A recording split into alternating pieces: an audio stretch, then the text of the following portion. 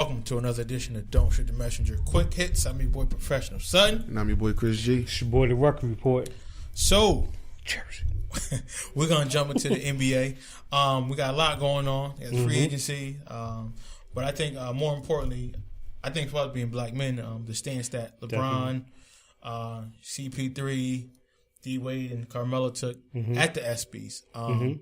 I know that you were really adamant about talking about that, D-Ruck.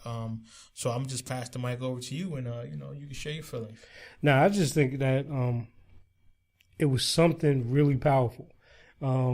It was something like I knew, and still know that all those dudes are like really cool. I mean, we all seen the vacation pics and stuff like that. Right. But for them to take a stand, you're talking about the best basketball player in the world, along with three really, really, really great players. The impact that they had. One is that. Yeah, shut up. But just what they had, man, just that impact, and for them to take a stance to go to the network and say, this is how we want to open the show, I thought was powerful. Yeah. They hit on a lot of great points. I think it was poignant for the moment in terms of, coming off the two deaths that we had back to back.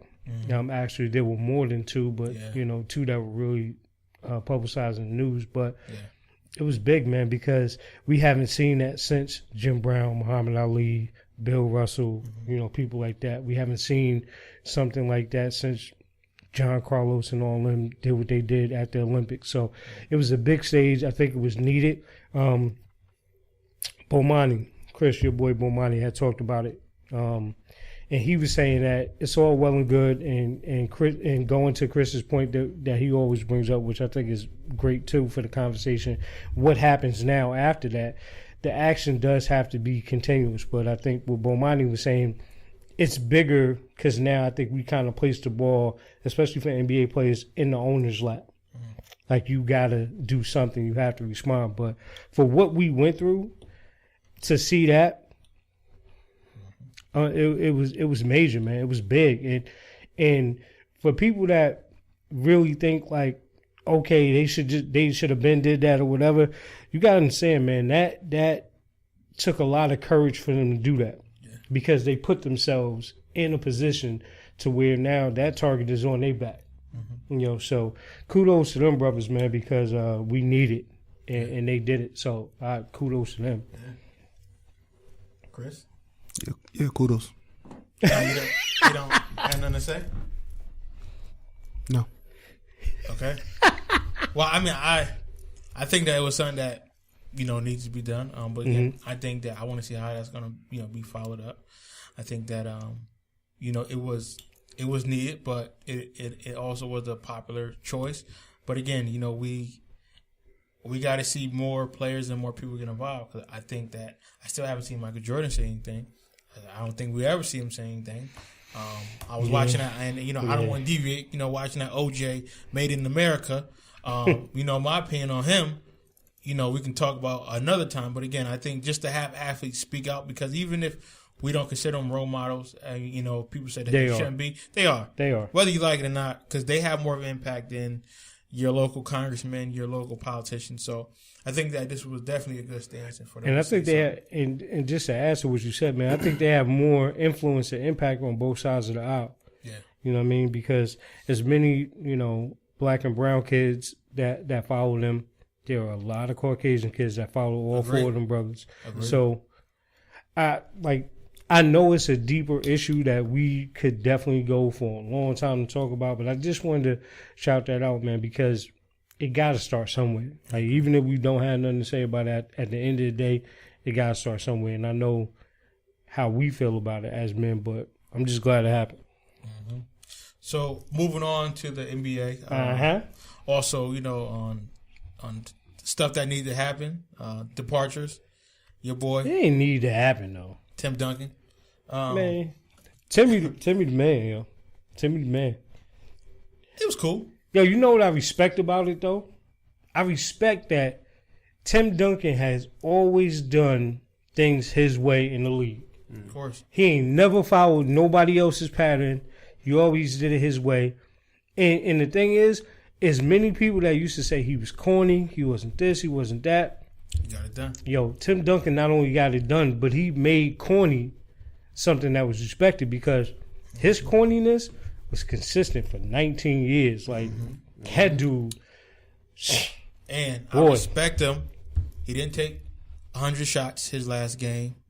Yeah. He wasn't all in the videos. Shots fired. Dancing. And he made the playoffs each of his seasons that he played professional basketball. So we're going to definitely miss Timmy. I'm going to miss him playing more than I'm going to miss Kobe Bean Bryant. But the crazy thing is, Chris, I know you got something on it, but it's like, yo, if you really sit back and think about it, you know how dominant he was, man? Yeah. 19 years in the playoffs, 5 championships. How many finals MVPs, Chris? 3. 2 regular season MVPs. Yep. Defensive Player of the Year. Mm-hmm. Rookie of the Year. Almost season average for his career, almost a double-double. Yeah. I mean, you know why I respect him, though? Wow. Because, like, you know how we had those fantasy discussions, like, what if somebody from this era came and played now? Mm-hmm. Tim Duncan was that player from the 60s that happened to make way in the 90s and 2000s. So he was definitely like the Elgin Baylor. You know what I mean? Like, he came out of nowhere. So, you know, shouts out to Tim Duncan, though, man. You know what the other thing is, though? He beat everybody that is this generation's favorite. He beat everybody. Yep. Yeah. Everybody. Beat Bron.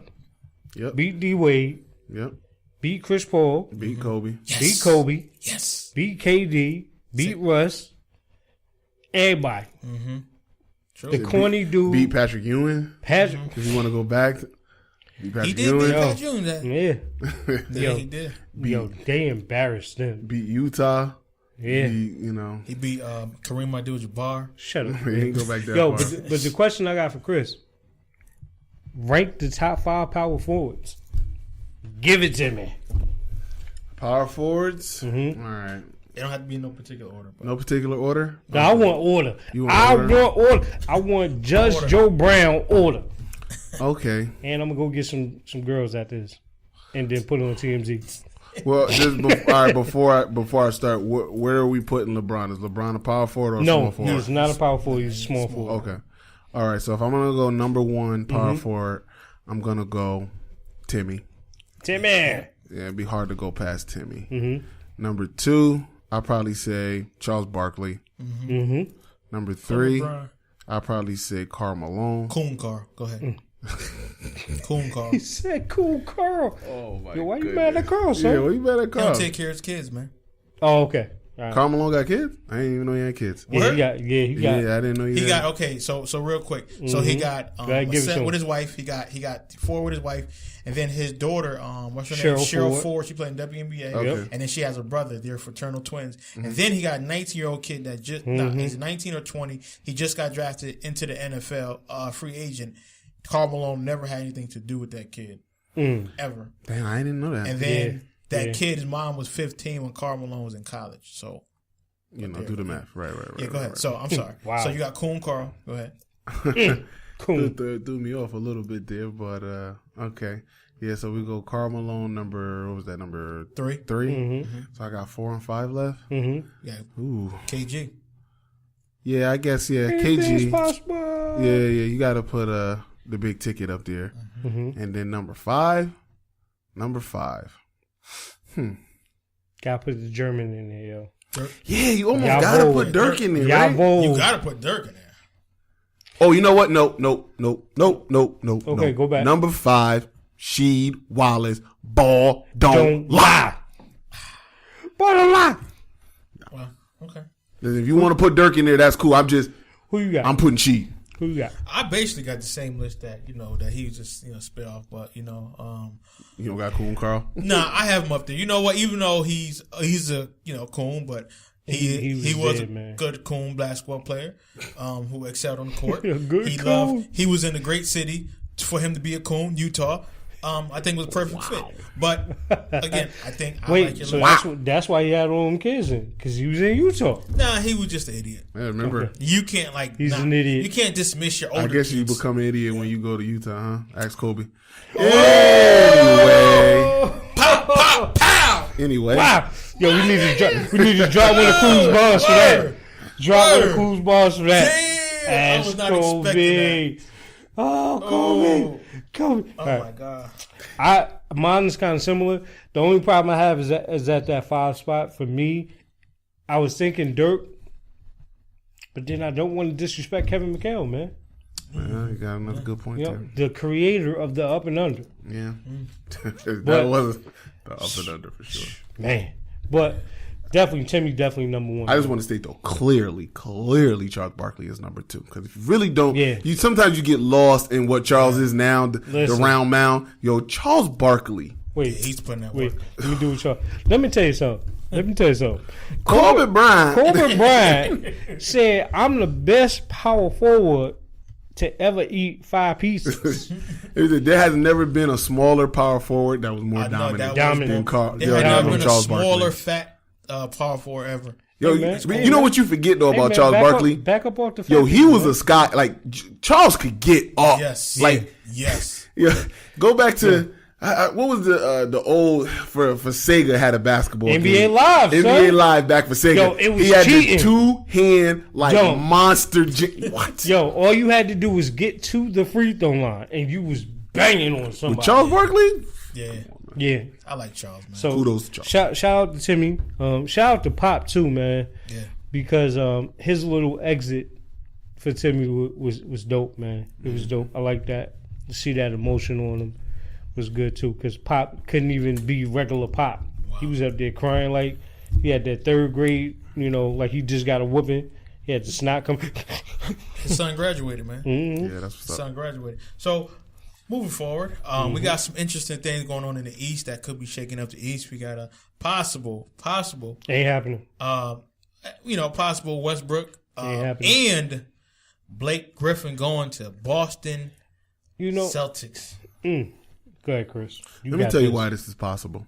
No, it is highly possible, almost highly likely. Mm-hmm. I believe that the sole reason that Kevin Durant isn't in OKC is because Russ couldn't give him any guarantees that he was going to stay. Yes. And I absolutely believe that OKC is going to trade Russell Westbrook if they can't sign him to an extension. Mm-hmm. And if they're going to trade him, the best pieces you can get is from Boston. They got the picks. You can rebuild through the draft. You can get some young talent, some young players. You can get Sullinger. You can get Isaiah Thomas. You can gut that team. If you get Russell, Horford, and Blake Griffin on the same squad in Boston with that genius, that young genius, that Brad Stevenson going right now, who I wanted to be the predecessor to Mike Krzyzewski. Let me tell you something. Boston would be a scary team in the East. Yeah. Let me tell you something, Cleveland. Ain't gonna be no cakewalk this year. And not if that happened. Not if that happened. There ain't gonna be no cakewalk. He wrapped that up. Yeah. That's perfect. Yeah. Now the other thing that I did hear though is that the other team that's supposed to be in the equation that does have some, I wouldn't say as attractive pieces as Boston does, is San Antonio. Mm-hmm. And I could see that working. There's another team that if I was OKC, if you're really looking at young talent that you can grab, I wouldn't mind a trade with Minnesota too. Because there are a lot of young pieces Minnesota there. Be crazy to give up any of their young pieces. Yeah, they got something to work on. I think what they have going on right now. Yeah. Shout out to Chris Dunn, CT native, man. Y'all better watch the Timberwolves, B. So listen, we got a lot going on. Like I said, we're gonna keep talking about it. The NBA is not done, like Chris said. It's not done. It's just gonna start. It's heating up, but we're gonna definitely bring up to date action on what's going on, and we're gonna talk about it. So we're gonna we're gonna leave you guys, but just remember, subscribe to our channel. I'm your boy Professional Son. I'm your boy Chris G. It's your boy The Ruck Report. Peace out. Cheers.